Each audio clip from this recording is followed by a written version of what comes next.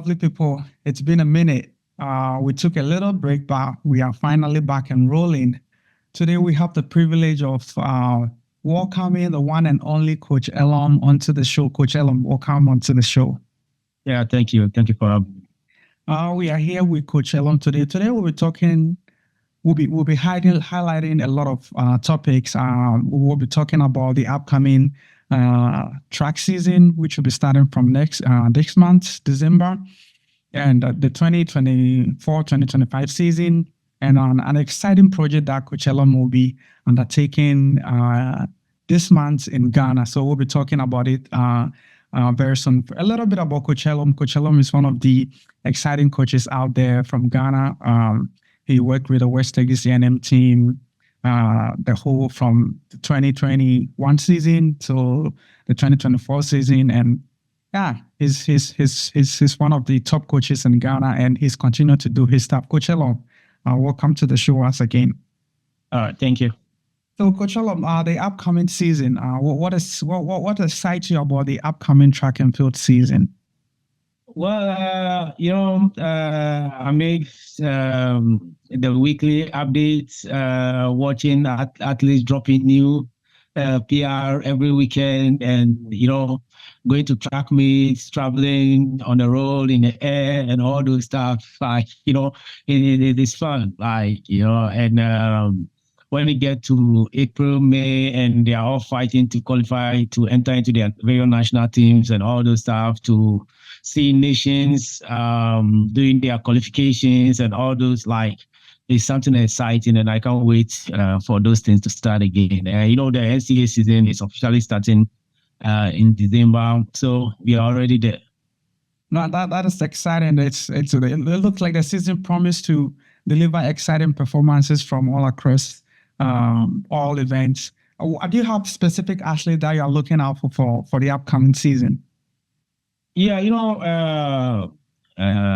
Tobago have made a mark for African athletes. It means that if he can do it, anyone at all can do it. So I'm looking for African athletes to dominate this season. Right now, a mark have been made in the sprint. He was the first African to win a major competition in Olympics, 200 meters, which has created a pathway for all athletes. So I know every African athlete will be going out there knowing that if the Tobago can do it, I can also do it. So I'm looking forward for those two Kenya, Zimbabwe guys that run in the final. I'm looking forward for them. I'm looking forward for Jim Dasley to come back strong. I'm looking forward for Husseini, Joe Paul, Azar, all the Ghanaian athletes. Slomo Hammond, Rashid, I'm rooting for them. And this year, I'm also hoping, bring it down to Ghana a bit. I'm hoping that this year we are able to raise the strong women 4x100 team that will compete at the World Relays coming up in May, and also have a strong. We've been concentrating too much on the 4x1, and I think it's right about time that we start. Putting things together so that we have a good 4x4 team too. African in general will be highly competitive next season, and I'm looking forward for that. That is very exciting. Is there any athlete that have not yet burst into the scene that you think this is going to be the athlete year? Well, Husseini and Isaac, they've experienced Olympic, and Husseini in particular, running a very strong curve at the Olympic is going to give him that confidence to know that, look, these are just normal people running. It means that I can also do better. So I'm seriously rooting for Husseini and Isaac in particular. They were the young one that I would say right now, Rashid is more experienced because he has experienced D1 that is highly competitive, and he was in final in both 100 and 200 meters, and even having All-America. So that for him, I would say that he's one of the top guys right now because he has experienced that. We can also say that Isaac winning a D2 title and all those stuff, like, D2 is not highly competitive that as the D1, but Yeah. as I was at the D2, he made a lot of mark over there. So, and I've been saying that you don't necessarily have to be in the D1 to run fast. When you have a good program, a good coach, with the best meets, you'll be able to be there competing with the best. Yeah. So for Isaac and Husseini, I'm hoping that they run faster this year. And also, I want them to force the hand of the national team to want to have a national trial.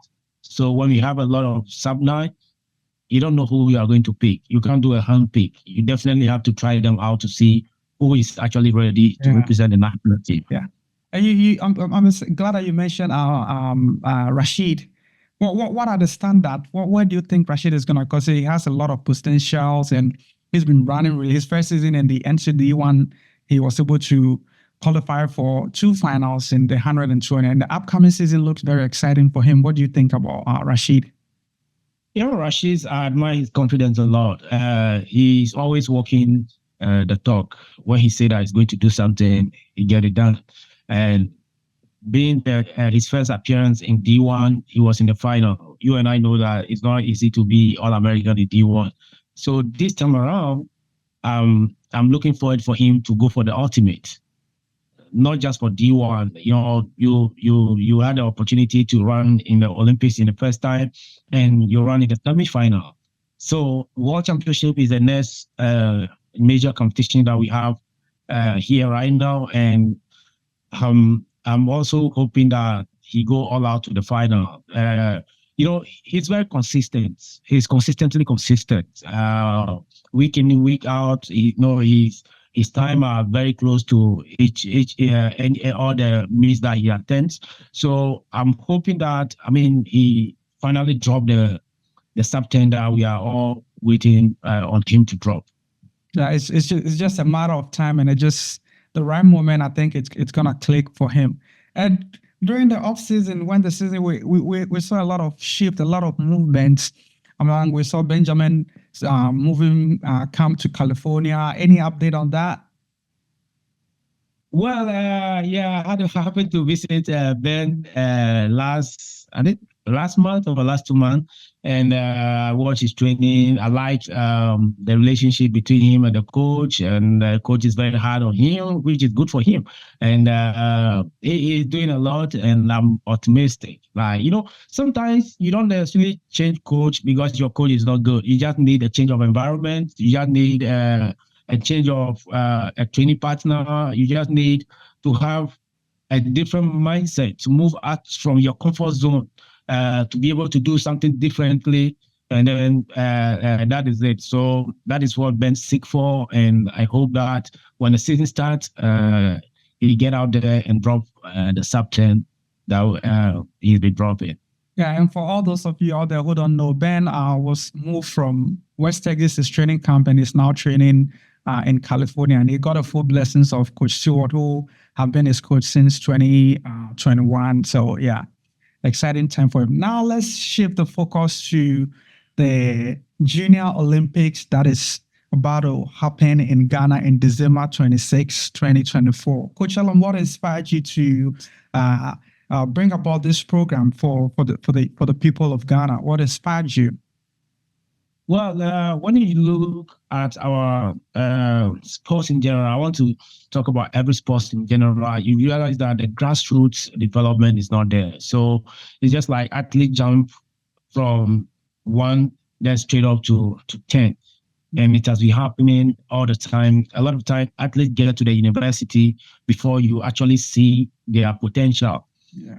And you go to Jamaica, they have the boys and girls champs. That's where every Jamaica athlete that you have seen run in that competition. You come to the US, they have the AAU Junior Olympics. Yeah. Every top American athlete you see winning gold at the Olympics, at the World Championship, all the major competition, the Diamond League and all those things, all of them run in those competitions.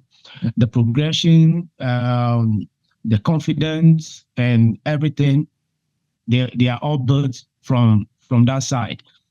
So I've been training athletes in Ghana, and when I was in Ghana, I've been training young kids every Saturday, and I train them every now and then. And parents came to me. I was like, Coach Elorm, these kids have been training every day. So how do you test them? I know you can do a trial for them at practice, but they need to compete against other people. And I say, yeah. So I went online reading about other countries, what they are doing right, what they are doing down. Then I came across the Boys and Girls Champ. I came across the AAU, and I was like, okay, we can do something like that in Ghana. So I discussed with it as I happened to be in the US here. They would say, yeah, it's a very good thing. It felt like if you were to start very early, you would have been also running at that top level. That's why we organized the first one in 2021 at KNUST. The following year, we couldn't organize it because of obvious financial reasons, and we came out again last year to organize it. Abi, the first one, we had a little over 200 registrations, but I can tell you last year, about 1,000 plus athletes registered. So that last year. It looks like a lot of people are waiting for something like that to happen. Exactly. And then you see how parents were very happy seeing their kids compete and, celebrating with the national flags. We have athletes from the US, from Canada, and I think United Arab Emirates and all those came to compete. And then when they win, they celebrate with their national flag. It's something to watch. It's something to admire. That is what happened at the Olympics. That is what happened at the Commonwealth Games. That's what happened at the World Championship, that people do a lap walk with their national flags anytime they win. So that is something that I went back to bed that night. I was like, oh, we are doing something great, and we want to do it again. And this year is a very special year because it happened to be an Olympic year, and we had wanted to organize the Junior Olympic next year, but Ben was like, look, I just experienced an Olympic, and I want those kids to experience the same thing again this year in December. That's how come we are organizing the Junior Olympics again this year. That sounds really, really great and very detailed. So what's the plan? Is it something that is going to be a recurring or a by yearly competition? Are you trying to do it every year, or you're trying to do it like every 2 years? Yeah, it's an annual event. We want, we are having financial problems organizing, and that even getting the medal design alone is very, very expensive. It's very, I don't want to mention any figure, but it's very expensive. But we want them to have something quality. That is what we love. That is what we want to do. So myself and the team, we decided that, look, no matter how expensive it is, we are going to get it done. And I would like to, the previous years, I was supported by the Park Athlete Association. I was supported by athletes that I've coached before.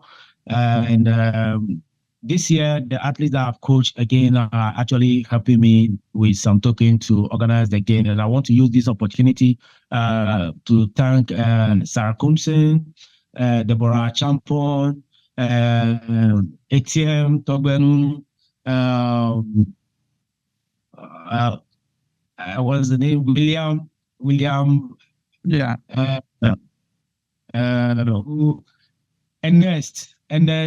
Ernest Morris, Mustafa, and all those guys, they are my boys, and because they work under me, they also, are happy that young athletes should also come up. So they are supporting us this year to make sure that the Junior Olympics happen.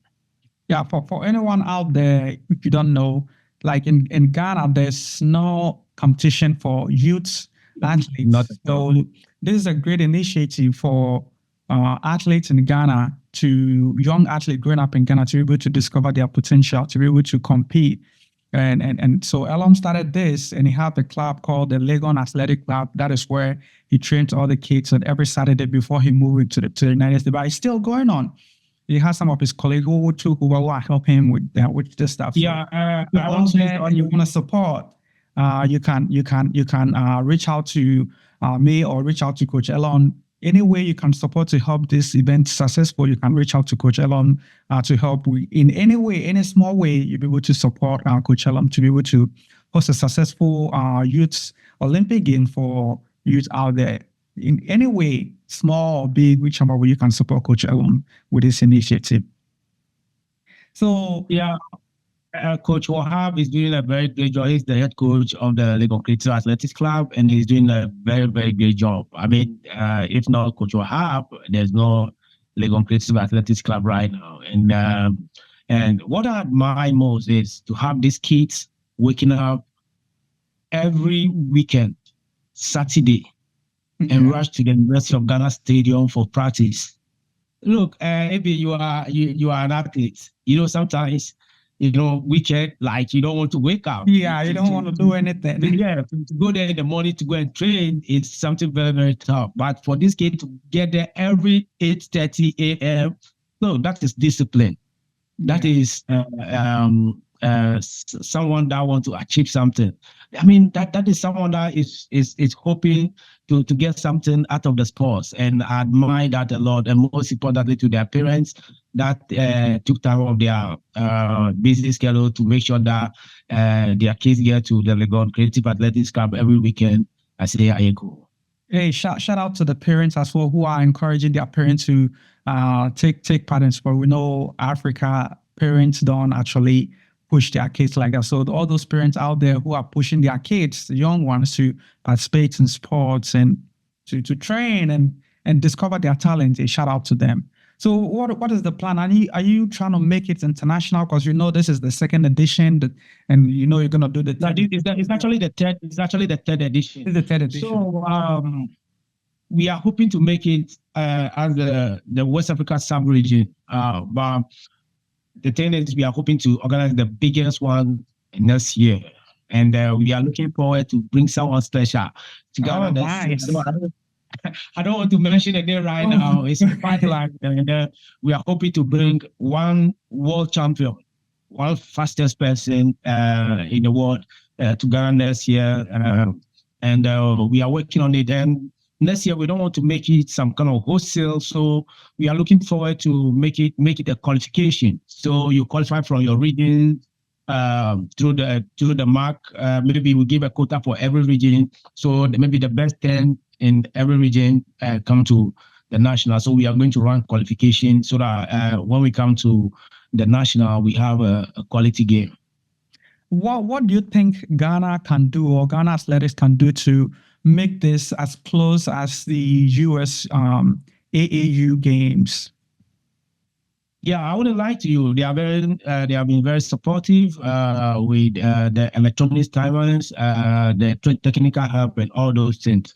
The people I want to appeal to right now is individuals and corporate Ghana to come on board. We have been looking for sponsorship since 2021, and I can bet you, apart from individuals that help us with the token, nothing comes out from nothing. We didn't get anything from any company or anyone that help us. So I'm afraid it's not sustainable.